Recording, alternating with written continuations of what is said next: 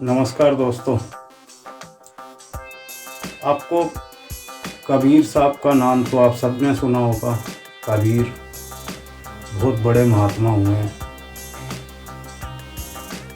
आपने ये भी सुना होगा कि हिंदू और मुसलमान दोनों कबीर साहब की बहुत इज्जत करते थे।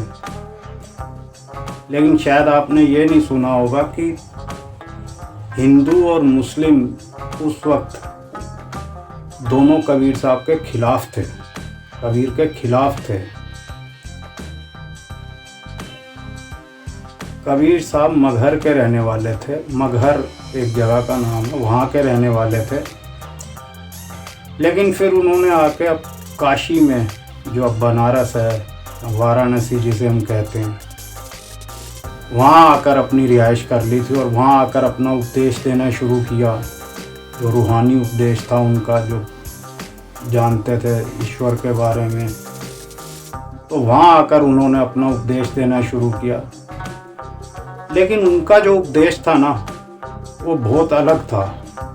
तो उस वक्त जो पंडित थे और मौलवी थे उनसे बहुत अलग था। वो कहते थे कि भाई ये जो हम बाहर रीति रिवाज करते हैं, या जो हिंदू लोग मंदिर में जाके पूजा करते हैं, या मुस्लिम जो है मस्जिद में जाके इबादत करते हैं, इससे कुछ हासिल नहीं होने वाला। क्योंकि वो जो ईश्वर है वो हमारे शरीर के अंदर है। तो हमें अपने शरीर के अंदर उसकी खोज करनी चाहिए, उसको ढूंढने की कोशिश करनी चाहिए, उससे मिलने की कोशिश करनी चाहिए। बाहर तो सिर्फ पाखंड है। तो इस वजह से जो है वो हिंदू और मुस्लिम, पंडित और मौलवी दोनों उनके दुश्मन थे। तो एक बार क्या हुआ कि अपना दुश्मन तो थे, उन्होंने कहा यार ऐसे तो हमारा तो बिल्कुल लोग आने ही बंद हो जाएंगे और हमारा कैसे काम चलेगा, हमारा कैसे गुजारा चलेगा। लेकिन जो सच्चे लोग थे, जो सच में ईश्वर की खोज करने वाले लोग थे, जिज्ञासु लोग थे, वो कबीर साहब के पास आने लगे।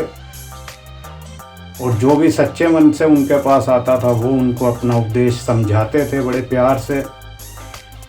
अब ऐसा हुआ कि धीरे धीरे धीरे धीरे उनके पास आने वालों की गिनती बढ़ती गई, कबीर साहब के शिष्यों की गिनती बढ़ती गई। अब पंडित और मौलवी तो और परेशान हो गए, यार ये तो बहुत दिक्कत वाली बात हो गई, क्या करें।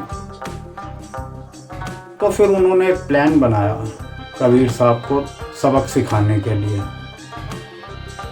उन्होंने क्या किया, पूरे काशी में और उसके आसपास भी ये झूठी खबर फैला दी कि कबीर साहब बहुत धनवान हैं, बहुत अमीर हैं, और एक फलाने दिन ये त्यौहार है, उस त्यौहार पे वो एक बहुत बड़ा यज्ञ करने वाले हैं और उसमें सबको खाना भी खिलाएंगे, जो आना चाहे आ जाए।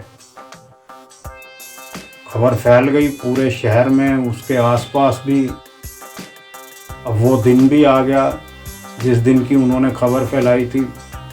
क्या अमीर, क्या गरीब, क्या बच्चे, बूढ़े, जवान, औरतें, पुरुष, सब कबीर साहब की कुटिया की तरफ चल पड़े कि भाई बहुत बड़ा यज्ञ होने वाला है, कबीर साहब सबको खाना भी खिलाएंगे। अब कबीर साहब बेचारे झुलाए थे, उनके पास कहाँ से ना तो इतना पैसा था कि हजारों लोगों को खाना खिला सकें, और ना ही कोई सामान था। उन्होंने क्या करते, वो अपने घर से ही निकल पड़े।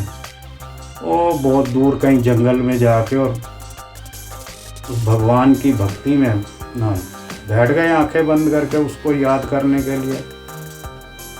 अब कहते हैं इधर जब हजारों लोग इकट्ठे हो गए उनके घर, तो खुद परमात्मा, खुद वो ईश्वर आया कबीर के रूप में और सबको भोजन करवाया। सबको मतलब अच्छे से अच्छा भोजन जो उस वक्त हो सकता था वो करवाया, और सब बहुत खुश हो के, मतलब कहते हैं कि जिन बर्तनों में भोजन करवाया वो बर्तन भी साथ दे दिए। सब लोग वाह कबीर, धन्य कबीर, धन्य कबीर करते हुए गए।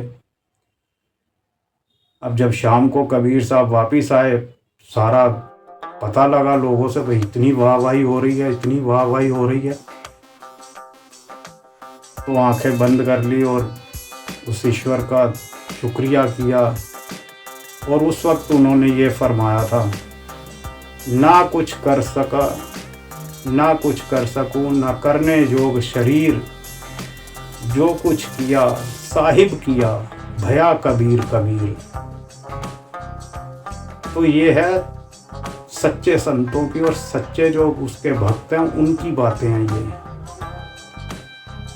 आपके खिलाफ कौन है कौन नहीं है इससे कोई फ़र्क नहीं पड़ता, अगर वो आपके साथ है किसी से डरने की ज़रूरत नहीं है।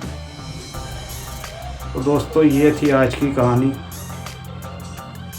अगर पसंद आई हो तो एक छोटा सा लाइक और चैनल को सब्सक्राइब करके हौसला बढ़ाइए, ताकि और भी ऐसी कहानियाँ आपके लिए लाता रहूं।